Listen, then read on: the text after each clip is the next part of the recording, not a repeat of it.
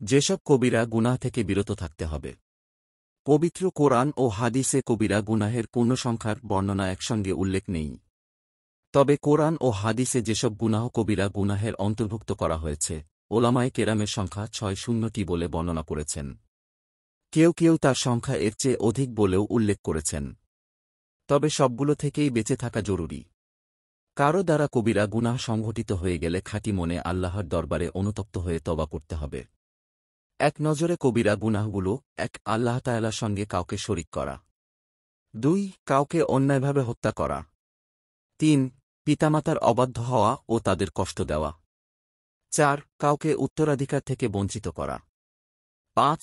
এতিমের সম্পদ আত্মসাৎ করা। ৬. জিনা ব্যভিচার করা। ৭. ওজনে কম দেওয়া। ৮. দারিদ্র্যের আশঙ্কায় সন্তান হত্যা করা। ৯. কোনো সতীসাধ্যী নির্দোষ মহিলার উপর জিনার অপবাদ দেওয়া। ১-০ সুদ খাওয়া ও সুদ দেওয়া।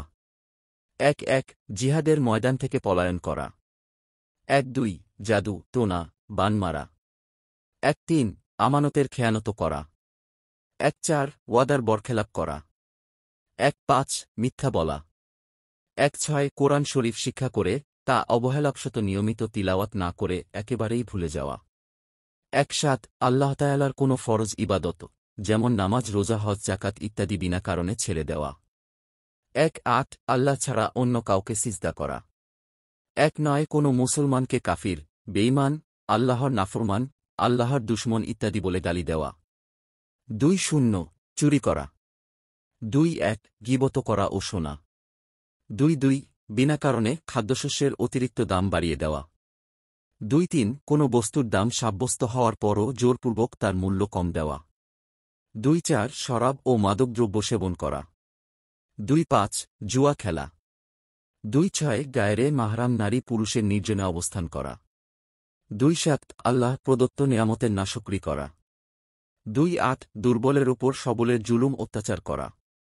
২-৯ দয়াময় আল্লাহ তাআলার রহমত থেকে নিরাশ হওয়া। ৩-০ কারো প্রতি অহেতুক মন্দ ধারণা পোষণ করা। ৩-১ অপরের দোষ অন্বেষণ করা। ৩-২ অনুমতি ব্যতীত কারো ঘরে প্রবেশ করা। ৩-৩ বিনা ওজরে জুমার নামাজ তরক করা। ৩-৪ মিথ্যা কসম খাওয়া, আল্লাহ ছাড়া অন্য কারো নামে কসম খাওয়া।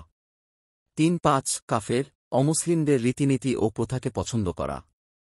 ৩-৬ অশ্লীল নৃত্যগীতি বা গান বাজনা উপভোগ করা। ৩-৭ সামর্থ্য থাকা সত্ত্বেও ন্যায় ও সত্যের পথে আহ্বান না করা এবং অন্যায়, অসত্যকে প্রতিরোধের চেষ্টা না করা।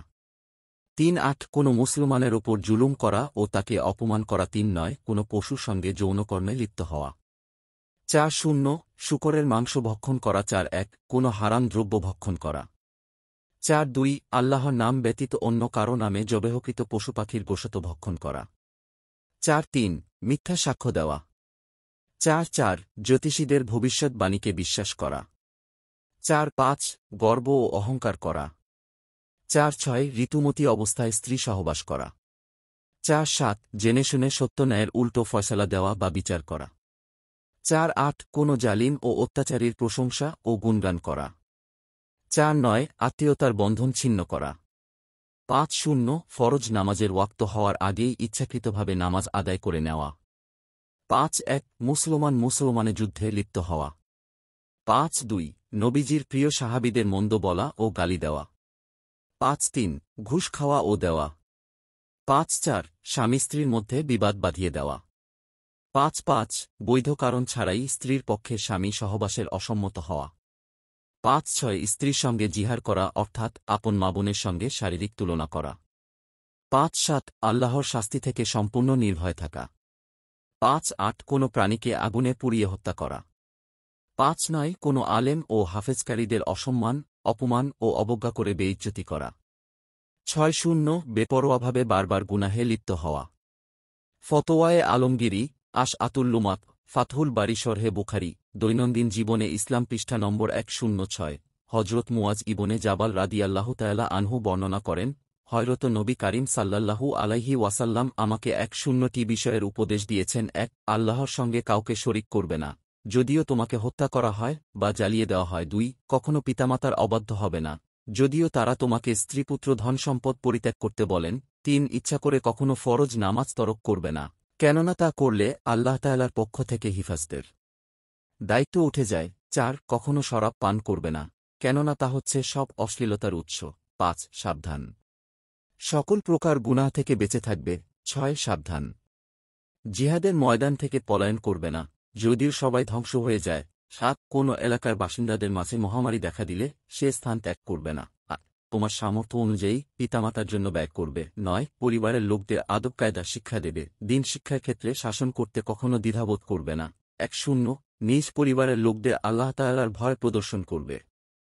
মুসনাদে আহমদ ও মিশকাত শরীফ। আল্লাহ তাআলা আমাদের আমল করার তৌফিক দান করুন, আমিন।